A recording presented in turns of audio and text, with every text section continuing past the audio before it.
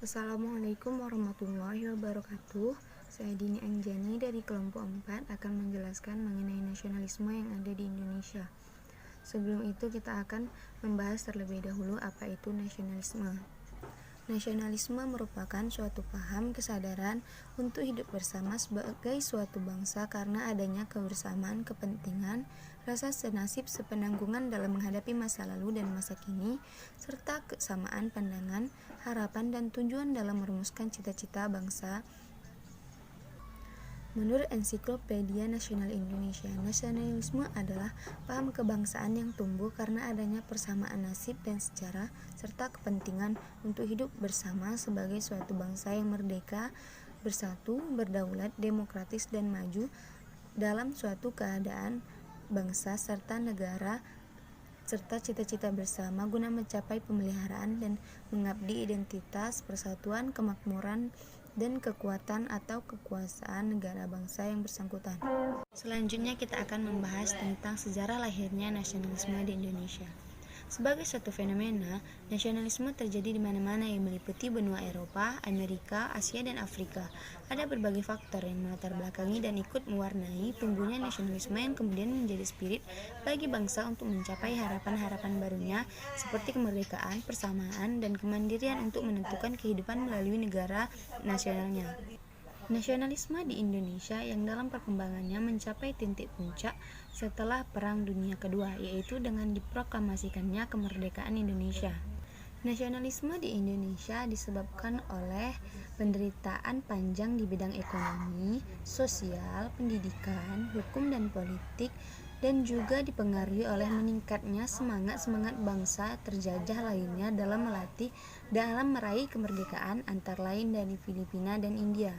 Terbentuknya nasionalisme di Indonesia disebabkan adanya perasaan senasib, sepenanggungan yang merupakan suatu reaksi subjektif dan kemudian kondisi objektif secara geografis menemukan koneksitasnya. Selanjutnya kita akan membahas mengenai nasionalisme Pancasila. Nasionalisme Indonesia melahirkan Pancasila sebagai ideologi negara. Proklamasi pada tanggal 17 Agustus 1945 adalah sebagai puncak perjuangan dan sekaligus pertanda bahwa Indonesia menyatakan sebagai negara yang berdaulat, merdeka, dan mandiri. Secara nyata dapat dilihat bila berbicara Pancasila sebagai dasar negara, maka yang terjadi seharusnya adalah bagaimana negara ini berusaha dengan berbagai upaya untuk menegakkan masyarakat yang berkebutuhan, adil dan bermoral, mempunyai jiwa ukhuwah atau persaudaraan atau kebersamaan, demokrasi, dan menciptakan kemakmuran masyarakat sesuai dengan cita-cita para pendiri bangsa ini. Jadi, sudah menjadi suatu keharusan apabila bangunan nasionalisme yang ditegakkan baik sekarang maupun ke depan sampai waktu yang tidak terbatas adalah tetap berpegang pada nilai-nilai nasionalisme yang telah diperjuangkan oleh para pendiri bangsa ini. Peran nasionalisme di Indonesia. Nasionalisme di Indonesia sebagai suatu gejala yang telah berkembang sebagai jawaban atas kondisi politik, ekonomi, dan sosial khususnya yang ditimbulkan oleh situasi kolonial.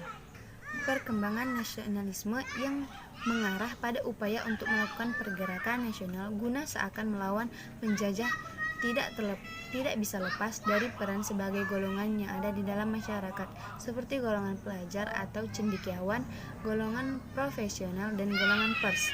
Yang pertama adalah golongan terpelajar. Dalam masyarakat Indonesia saat itu, yang termasuk ke dalam golongan terpelajar itu adalah kelompok elit, sebab dalam masa itu tidak banyak yang memperoleh pendidikan. Yang kedua ada golongan profesional yang meliputi guru dan dokter. Yang ketiga ada golongan pers yang membawa perkembangan dalam bentuk surat kabar maupun majalah. Sekian presentasi dari saya akhiri dengan wabillahi taufik walhidayah. Wassalamualaikum warahmatullahi wabarakatuh. Selanjutnya kita akan membahas mengenai upaya peningkatan sikap nasionalisme di Indonesia. Ada beberapa strategi yang tepat dan efisien dalam menumbuh kembangkan kembali nasionalisme di kalangan masyarakat Indonesia. Yang pertama adalah dengan menguatkan kembali nasionalisme di level pendidikan formal. Yang kedua, masih dalam lingkungan formal yang membuat tentang narasi-narasi kepahlawanan yang wajib dimunculkan kembali, diketahui dan dipahami oleh generasi muda. Misalnya mengenai kisah Sumpah Pemuda yang terkait kesadaran bangsa dan bernegara yang digagas oleh kelompok muda dan menjadi cikal bakal proklamasi kemerdekaan Indonesia. Yang ketiga, penguatan nasionalisme dilakukan dengan pendekatan budaya populer seperti kegiatan olahraga, musik, film, kompetisi pendidikan, dan masih banyak lagi. Upaya dalam menumbuhkan kembali nasionalisme bangsa ada ikut peran keluarga, peran pendidikan, dan peran pemerintahan. Yang pertama, peran pendidikan. Kita harus memberikan pendidikan sejak dini tentang sikap nasionalisme dan patriotisme terhadap bangsa Indonesia, memberikan contoh atau tauladan tentang rasa kecintaan dan penghormatan pada bangsa, memberikan pengawasan yang menyeluruh kepada anak terhadap lingkungan sekitar, selalu menggunakan produk dalam negeri.